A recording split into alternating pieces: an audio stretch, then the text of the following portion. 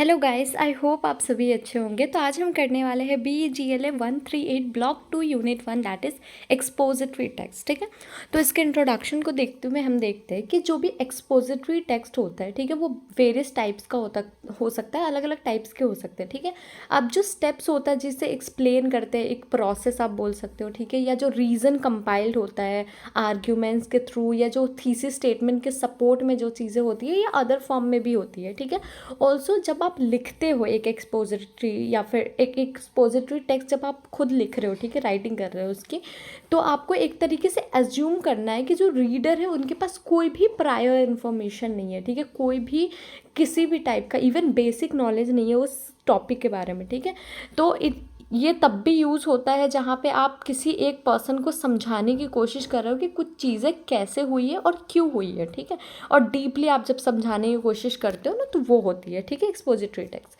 तो हम देख लेते हैं सबसे पहले टाइप्स ऑफ एक्सपोजिटरी टेक्स्ट। ठीक है, तो सबसे पहला होता है कॉज एंड इफेक्ट वाला। कॉज एंड इफेक्ट मतलब ये कंसर्न करता है अपने आप से, जैसे कि जो ऑकरेंस होता है सिचुएशन का, कोई भी सिचुएशन कैसे ऑकर हुई है, ठीक है, या जो भी कंसिक्वेंसेस है ओवरऑल जो चीज़ें हुई है उसका डिस्क्रिप्शन देना इज कॉज एंड इफेक्ट। ठीक है, अब ये राइटिंग एक तरीके से अपने अंदर में लाता है, जैसे कि जो क्रिएशन है थीसिस का, वो आप सबसे पहले करोगे कि थीसिस वगैरह, थीसिस स्टेटमेंट को क्रिएट करना, एंड देन जो भी सेंट्रल ओपिनियन या सेंट्रल आइडिया है उस टेक्स्ट का, ठीक है, उसे डिस्कवर करोगे आप। ठीक है, then that is cause and effect expository text.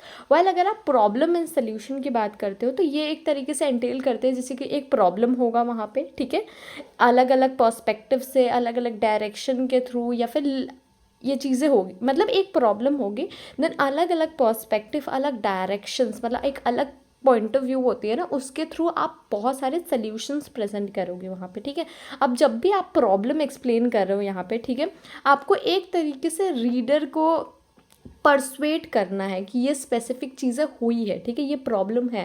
ठीक है, आपका परसुएशन का काम होगा, सामने वाले को आपको कन्विंस करना पड़ेगा इस चीज़ में। जो थीसिस स्टेटमेंट होते हैं यूजुअली एक मतलब प्रपोज करती है सोल्यूशन को, जो भी थीसिस स्टेटमेंट उसमें होगी। ठीक है, क्योंकि कोई भी राइटिंग में thesis statement is the main point जो ओवरऑल बताती है टॉपिक किस चीज़ के रिगार्डिंग है।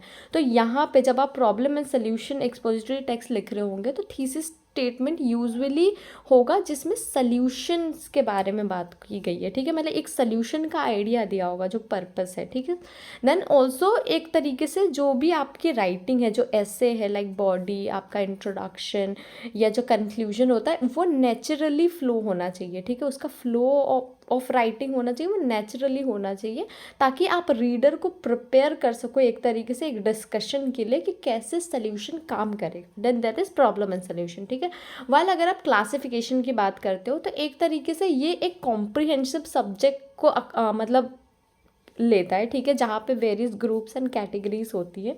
ऑल्सो एक तरीके से आप सबसे पहले एक ब्रीफ एक्सप्लेनेशन देते हो जो भी सब्जेक्ट है ओवरऑल उसके रिगार्डिंग। ठीक है, देन जो राइटर है उनसे एक्सपेक्ट किया जाता है कि वो पहले तो एक्सप्लेनेशन देते हैं, देन उसके बाद हर एक पार्ट को एक्सप्लेन करते हैं डिटेल में, और वो भी एग्जाम्पल्स के साथ। बेसिकली वेरी नॉर्मली अगर आप समझो तो ये है कि जब आप क्लासिफिकेशन वाली एक्सपोजिटरी राइटिंग पे फोकस कर रहे हो, तो सबसे पहले आप एक एक्सप्लेनेशन दोगे, एक ब्रीफ एक्सप्लेनेशन आप बोल सकते हो। ठीक है, कि किस चीज़ के रिगार्डिंग है या किस टॉपिक के रिगार्डिंग है।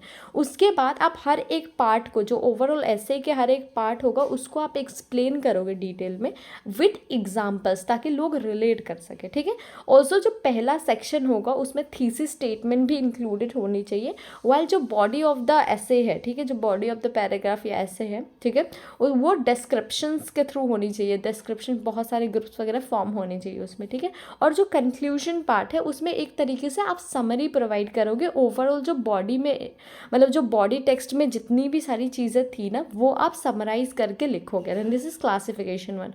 While it come to comparison and contrast, तो एक तरीके से ये कंसंट्रेट करती है किसी भी सिमिलैरिटीज़ या डिफरेंसेस वगैरह के बारे में। कोई भी दो आइडिया के बीच में हो सकती है, दो चीज़ों के बीच में बात हो सकती है, या दो सिचुएशंस के बारे में हो सकती है। आप बस वहाँ पे कंपेयर करते हो और कंट्रास्ट करते हो, मतलब सिमिलैरिटीज़ देखते हो और डिफरेंसेस देखते हैं। ठीक है, ऑल्सो आपसे एक्सपेक्ट किया जाता है कि जो भी डिस्टिंक्ट फीचर है दोनों चीज़ें के, ठीक है, वो उनके कंपैरिजन के थ्रू आप लिखो, मतलब दोनों के अलग अलग फीचर क्या है, डिफरेंस फीचर क्या है, ठीक है, यूनिक फीचर्स क्या है, ये भी आपको आपको मेंशन करना है वहाँ पे, ठीक है। वाइल अगर डेफिनेशन की बात करूँ तो ये डील करता है नॉर्मली एक तरीके से कोई भी एक पर्टिकुलर टर्म होगा, कंसेप्ट होगी या कोई भी एक चीज़ होगी, ठीक है, पर्टिकुलर, उसे आप डिफाइन करोगे, ठीक है। अब उसकी इंट्रोडक्टरी पैसेज में होता है एक स्टैंडर्ड क्लियर और प्रिसाइज डेफिनेशन आपको लिखना पड़ता है द कंसेप्ट के बारे में, मतलब जो भी कंसेप्ट है, ठीक है, उसके बारे में।